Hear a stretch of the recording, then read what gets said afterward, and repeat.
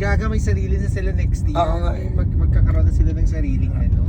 Picture tayo mamaya ating Yeah, binibidyoan ko kasi para sa vlog ko ha. Charot. Pero yun, dito na tayo nagkita, Tugigaraw. Di ba, Mari, alam mo yung pangarap natin maging pasahero. Bukas, Diyos ko. Ay, fresh ang Mari ko, oh. Ang mga Mari ko. So, dahil vlogger tayo for today's video. So, nandito tayo sa Jed's Pansiteria. Hindi po ito yung swimming poolan. Sa Jed's.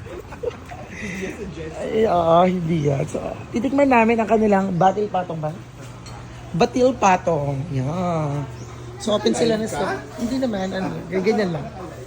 Hindi ako mag-live. Baka mabash tayo. So, pinakamasarap na pansit. Unang bilao, huy. 180 ba ang gusto mo? Yung tama lang sa size ko. Yung tama lang sa akin. Rito. Ice pa. Thank you. Yan. Mag-picture tayo. Dali na. Isend mo na sa group. So, paano po ito, ma'am? Lalagyan po siya ng Malabon toyo.